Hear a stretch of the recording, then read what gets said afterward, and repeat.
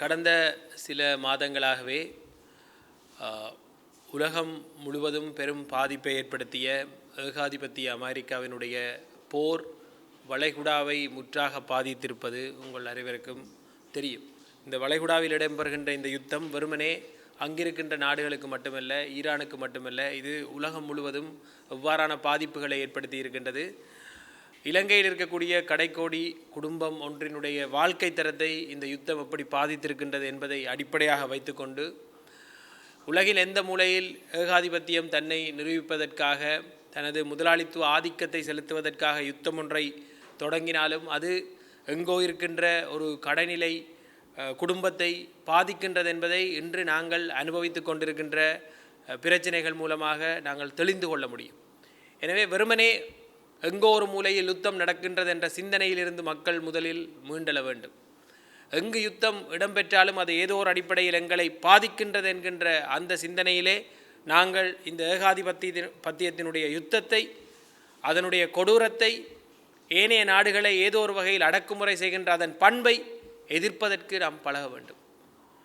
இறைமை உள்ள ஒரு நாடாக இலங்கை சில தீர்க்கமான முடிவுகளை எடுக்க வேண்டும் என்ற அடிப்படையில் முன்னிலை சோசலிச கட்சியினுடைய ஒருங்கிணைப்பிலே இன்று நாங்கள் எடுக்க வேண்டிய தீர்மானங்கள் தொடர்பாக, இந்த யுத்தத்திலே எங்களுடைய நிலைப்பாடுகள் தொடர்பாக, எதிர்காலத்தில் வர இருக்கின்ற பிரச்சனைகள், பொருளாதாரம், அரசியல் சார்ந்து நாங்கள் எடுக்க வேண்டிய தீர்மானங்கள் தொடர்பாக பல செயற்பாட்டாளர்களுடன், பல கட்சி நண்பர்களுடன் இன்று நாங்கள் உரையாடல் ஒன்றை நடத்தியிருந்தோம். அதன் சாராம்சம் இங்கு தெளிவாக ஏனைய தோழர்களால் குறிப்பிடப்பட்டிருந்தது. குறிப்பாக இன்று இலங்கை செய்து கொண்டிருக்கின்ற சில பாதுகாப்பு ஒப்பந்தங்கள், அதாவது ஏனைய நாடுகளுடன் இருக்கக்கூடிய இராணுவ தொடர்பான, ஆயுதம் தொடர்பான பாதுகாப்பு ஒப்பந்தங்களை முழுமையாக நாட்டு மக்களுக்கு வெளிப்படுத்த வேண்டிய ஒரு தேவை இருக்கின்றது.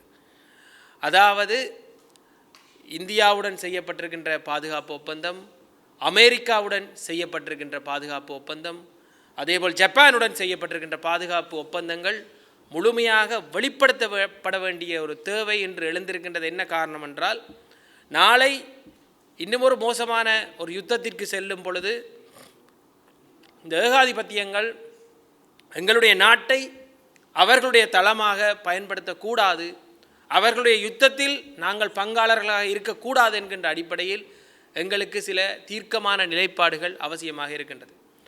அதே அடிப்படையில் எண்ணெய் விலையினுடைய உயர்வு இன்று இலங்கையில் பெரும் பாதிப்பை ஏற்படுத்தி இருக்கின்றது. இது நீண்டகால பொருளாதார கொள்கையினால் ஏற்படுகின்ற விளைவு என்பதை நாங்கள் முதலில் உணர வேண்டும். அதேபோல் உலக சந்தையில் எண்ணெயினுடைய விலை உயர்வுக்கான அடிப்படை காரணம் இந்த ஏகாதிபத்திய யுத்தம் என்பதையும் நாங்கள் இன்று உணர வேண்டும். இதன் காரணம் என்ன, இந்த தட்டுப்பாட்டிற்கான அடிப்படை காரணம் என்ற நாங்கள் தொடர்ச்சியாக அமெரிக்கா சார் நிலைப்பாட்டிலே அதன் முடிவுகள் சார்ந்து இருந்தோமாக இருந்தால் எப்படியான பாதிப்புகளை நாங்கள் சந்திக்க வேண்டி இருக்கும் என்பதை நாங்கள் நன்கு உணர வேண்டும். இன்று ஈரான் எங்களுக்கு பெட்ரோலிய பொருட்களை தருவதற்கு தயாராக இருப்பதாக அறிவித்திருக்கின்றார்கள். ரஷ்யா ஏற்கனவே அறிவித்திருக்கின்றது. இந்தியா பல டொன் பெட்ரோலியத்தை ரஷ்யாவிலிருந்து தொடர்ச்சியாக வாங்கி கொண்டிருக்கின்றது. எனவே இந்தியா அப்படி ஒரு முடிவை எடுக்கும் பொழுது ஏன் இலங்கையால் ஒரு சாதாரணமாக தங்களுடைய மக்களினுடைய தேவையை பூர்த்தி செய்வதற்காக, தங்களுடைய மக்களினுடைய நிலைப்பாட்டை பூர்த்தி செய்வதற்காக, மக்கள் வாக்களித்த மக்களுக்கு சரியான வளங்களை தேவையான அளவில் வழங்குவதற்காக இப்படியான முடிவுகளை எடுக்க முடியாது என்கின்ற கேள்வி இருக்கின்றது. எனவே ஒரு இறைமை உள்ள நாடாக சரியான நிலைப்பாடுகளை ஏகாதிபத்தியத்திற்கு எதிராக இன்னும் தீர்க்கமாக எடுத்து அறிவிக்க வேண்டிய ஒரு பெரும் கடமை இலங்கை அரசிற்கு இருக்கின்றது. அதற்கான அழுத்தத்தை வழங்கும் முகமாக நாங்கள் இன்று ஒன்று கூடி எங்களுடைய தோழர்களோடு அமைப்பு ரீதியாக உரையாடல்களை ஆரம்பித்திருக்கின்றோம். இந்த உரையாடல் தொடர்ந்து செல்லும்.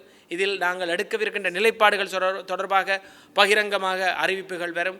அரசாங்கத்திற்கான சரியான விடயங்களை முன்வைப்பதாகவும், அரசாங்கம் என்ன திசையில் செல்ல வேண்டும் என்பதை தெரிவிப்பதற்காகவும், மக்களினுடைய வாழ்வாதாரத்தை பாதுகாப்பதற்காகவும், எதிர்காலத்தில் ஏகாதிபத்தியத்தினுடைய இப்படியான நடவடிக்கைகளின் பொழுது நாங்கள் எப்படி இருக்க வேண்டும் என்கின்ற அந்த நிலைப்பாடுகள் தொடர்பாகவும் நாங்கள் அறிவிக்க இருக்கின்றோம்.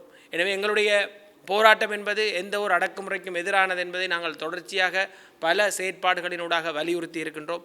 அதன் ஒரு அங்கமாக உலகத்தை ஆட்டி படைத்து கொண்டிருக்கும் அமெரிக்க ஏகாதிபத்தியத்தின் இந்த யுத்த விளைவுகளும் அதனால் ஏற்படுகின்ற சீரழிவுகளும் தொடர்பாக நாங்கள் பார்த்து கொண்டிருக்க முடியாது. ஒரு நாடாக எங்களுடைய எதிர்ப்பை, அமைப்பாக எங்களுடைய எதிர்ப்பை, ஒரு தனி மனிதனாக எங்களுடைய எதிர்ப்பை நாங்கள் பதிவு செய்கின்றோம். நன்றி.